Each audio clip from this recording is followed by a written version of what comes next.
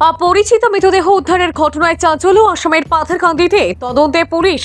মঙ্গলবার দুপুরে পাথারকান্দি থানাধীন মুন্ডুমালা খেলার মাঠ লাগোয়া ৮ নং জাতীয় সড়কের কালভার্টের পাশ থেকে এক অপরিচিত ব্যক্তির মরদেহ উদ্ধারের ঘটনায় এলাকা জুড়ে চাঞ্চল্যের সৃষ্টি করেছে।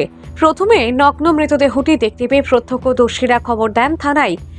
এতে ইন্সপেক্টর ওসি সোমেশ্বর কানোয়ার দলবল নিয়ে ঘটনাস্থলে পৌঁছে মরদেহ নিজ হেফাজতে নিয়ে ময়নাতদন্তের জন্য জেলা সদর হসপিটালে প্রেরণের ব্যবস্থা করেন। মৃত ব্যক্তিটি পুরুষ, মুখে দাঁড়িয়ে রয়েছে, বয়স আনুমানিক 25 থেকে 30 বছরের মতো হবে।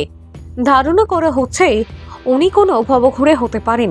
অন্যদের ধারণা মৃত ব্যক্তিকে কেউ প্রাণী মেরে এখানে এনে লাশ ফেলে যেতে পারে।